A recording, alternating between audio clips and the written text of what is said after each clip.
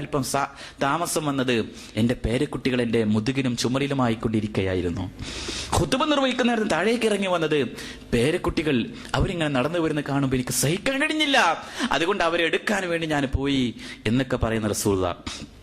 അതേ പേരക്കുട്ടികൾ ഒരിക്കൽ പൊതുജനാവിന്റെ സ്വത്തായിട്ടുള്ള ഒരു ഈത്തപ്പഴം വായിലേക്ക് ഇട്ടപ്പോ റസൂലുള്ളാഹ് ഉടനെ വായിലേക്ക് വിരലിട്ടുകൊണ്ട് തുപ്പിക്കള എന്ന് പറഞ്ഞ് ആ കുട്ടികളുടെ വായിൽ നിന്ന് തുപ്പിക്കളയിപ്പിക്കുകയാണ്.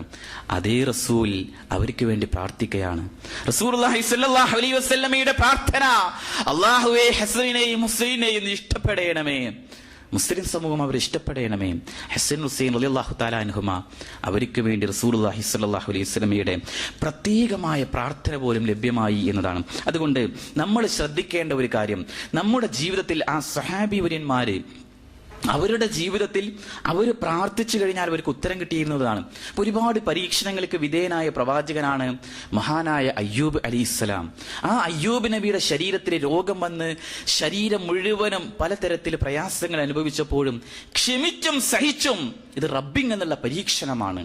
നാട്ടുകാരും കുടുംബക്കാരും ഒക്കെ ഉപേക്ഷ വരുത്തി എല്ലാവരും അദ്ദേഹത്തെ ഒഴിവാക്കി പോയപ്പോഴും അള്ളാഹു തനിക്കൊരു പരീക്ഷണം വെച്ചതാണ് എന്ന് മനസ്സിലാക്കിയിട്ട് ആ സഹാബിവര്യൻ അള്ളാഹുവോട് നിരന്തരമായി പ്രാർത്ഥിച്ചതിന്റെ അവസാനമായി കൊണ്ട് ആ പരീക്ഷണത്തിൽ നിന്ന് അദ്ദേഹം മാറുകയും അദ്ദേഹത്തിന്റെ രോഗത്തിന് ശമനം വരികയും ചെയ്തതായി വിശുദ്ധ ഖുർആൻ തന്നെ എടുത്തു പറയുന്നുണ്ട്. വഅയ്യൂബ ഇദ് നാദാ റബ്ബഹു അന്നീ മസ്സനി ദുർറു വഅൻത അർഹമുർ റഹീമീൻ എന്ന് അദ്ദേഹത്തിന്റെ പ്രാർത്ഥന വിശുദ്ധ ഖുർആൻ എടുത്തു കാണിക്കുന്നുണ്ട്. അതുകൊണ്ട് വിശ്വാസികളായ ആളുകൾ ശ്രദ്ധിക്കേണ്ട ഒരു സംഗതി, നമ്മുടെ ജീവിതത്തിൽ നമ്മുടെ പ്രാർത്ഥനയ്ക്ക് ഉത്തരം ലഭിക്കാതിരിക്കാൻ ചില കാരണങ്ങളുണ്ട്. ആ കാര്യങ്ങൾ നമ്മൾ മനസ്സിലാക്കുക. ഒന്ന്, അള്ളാഹുവെ കുറിച്ച് നമുക്ക് ബോധമുണ്ട്, അള്ളാഹുവെ കുറിച്ച് നമുക്കറിയാം, എന്നാലും അള്ളാഹ് പറഞ്ഞ ചില കരാറുകളുണ്ട്. ആ കരാറുകൾ എവിടെ വെച്ച് നമ്മൾ ലംഘിക്കുന്നുവോ നമ്മുടെ പ്രാർത്ഥന അള്ളാഹു സ്വീകരിക്കില്ല. ഒന്നാമത്തെ കാരണം അതാണ്. രണ്ടാമത്തെ കാരണം, വിശുദ്ധ നബി സല്ലല്ലാഹു അലൈഹി വസല്ലമയുടെ സുന്നത്തുകളെ കുറിച്ച് നമുക്ക് ബോധമുണ്ട്. റസൂലുള്ളാഹി പറഞ്ഞ കാര്യം ഇന്നതാണ് എന്ന ഹദീസുകൾ നമുക്കറിയാം.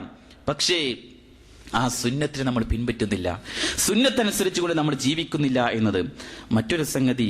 വിശുദ്ധ ഖുർആൻ അള്ളാഹുവിന്റെ ഗ്രന്ഥമാണ് എന്ന് നമുക്കറിയാം, എന്നാലോ ആ ഗ്രന്ഥമാണ് എന്ന് അറിയുന്നു, പക്ഷേ അതനുസരിച്ചുകൊണ്ട് നമ്മൾ ജീവിക്കുന്നില്ല. സഹാബിവര്യന്മാർ ഖുർആനിന്റെ ഒരു ആയത്ത് ഇറങ്ങിക്കഴിഞ്ഞാൽ അത് അവരുടെ ജീവിതത്തിൽ അവർ പകർത്തിയിട്ടേ അടുത്ത ആയത്ത് അവർ സ്വീകരിക്കുന്നുള്ളൂ. കാരണം അത് അത്രയും പെട്ടെന്ന് അവർ മനസ്സിലാക്കുകയും അവരുടെ ജീവിതത്തിൽ അത് കൊണ്ടുവരികയും ചെയ്യുന്നു. പലിശയുമായി ബന്ധപ്പെട്ടുകൊണ്ടുള്ള ബിസിനസ്സുകളോ കാര്യങ്ങളോ നടത്തിയിരുന്നവർ പലിശയുമായി പിന്നെ ബന്ധമില്ല. വ്യഭിചരിച്ച് നടന്നിരുന്നവർ വ്യഭിചാരത്തിൽ നിന്ന് പശ്ചാത്തപിച്ച് മടങ്ങുകയാണ്. മക്കളെ കൊന്നൊടുക്കിയിരുന്നവർ ഇനി ഒരിക്കലും ആ തിന്മ ചെയ്യില്ല.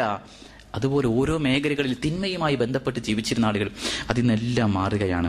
മറ്റൊരു സംഗതി, അള്ളാഹു നമുക്ക് നൽകിയ പലതരത്തിലുള്ള ദാനധർമ്മമായിട്ടുള്ള ധനം, സമ്പാദ്യം, ആ സമ്പാദ്യം നമ്മൾ അനുഭവിക്കുന്നുവെങ്കിലും അതിനനുസരിച്ചുകൊണ്ടുള്ള നന്ദി കാണിക്കാൻ റബ്ബ് നമുക്ക് നൽകിയ വായു, വെള്ളം, വെളിച്ചം, സമ്പത്ത്, അതിനനുസരിച്ചുകൊണ്ട് നമ്മൾ നന്ദി കാണിക്കേണ്ടവരാണ്.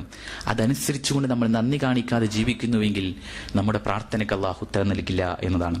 പിന്നെയോ, മരണത്തിന് ശേഷം സ്വർഗമുണ്ട് എന്നതും നരകമുണ്ട് എന്നും നമുക്കറിയാം.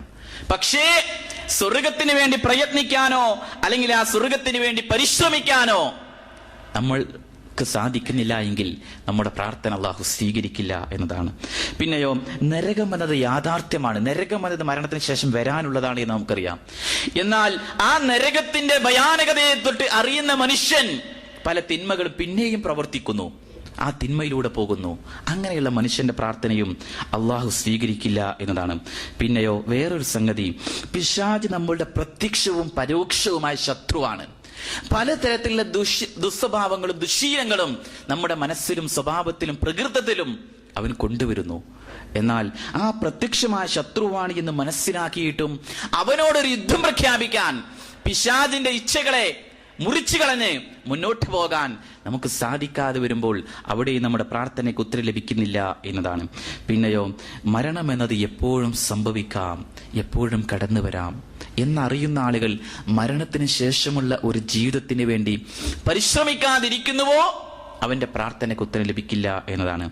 പിന്നെ മറ്റൊരു സംഗതി എന്നത്, മറ്റുള്ളവരുടെ കുറ്റവും കുറവുകളും അത് വിളിച്ചു പറയാനും അത് പരസ്യപ്പെടുത്താനും അതിനുവേണ്ടി നമ്മുടെ സമയവും സന്ദർഭവും സാഹചര്യങ്ങളും നമ്മൾ ഉപയോഗപ്പെടുത്തുന്നുവെങ്കിൽ അപ്പോഴും നമ്മുടെ പ്രാർത്ഥന അല്ലാഹു സ്വീകരിക്കില്ല.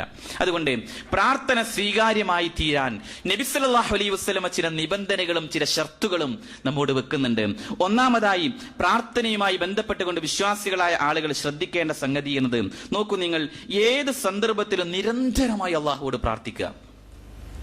നമുക്ക് ഐശ്വര്യമുണ്ടാകുമ്പോൾ മാത്രം റബ്ബിനോട് പ്രാർത്ഥിക്കുന്നു ചിലർക്ക് എന്തെങ്കിലും പ്രയാസം ഉണ്ടാകുമ്പോൾ മാത്രം പ്രാർത്ഥിക്കുന്നു. അങ്ങനെയല്ല, ഐശ്വര്യവേളകളിലും അതോടൊപ്പം തന്നെ പ്രയാസവേളകളിലും റബ്ബിനോട് പ്രാർത്ഥിക്കുക. റബ്ബിനോട് എപ്പോഴും പ്രാർത്ഥിക്കുന്നവരാണ് റബ്ബിന് ഇഷ്ടം. റസൂലുള്ളാഹി സ്വല്ലല്ലാഹു അലൈഹി വസല്ലം പഠിപ്പിക്കുന്നുവല്ലോ, പ്രാർത്ഥന എന്ന് പറഞ്ഞാൽ അദ്ദുആ വൽ ഇബാദ, അത് ആരാധനയാണ്.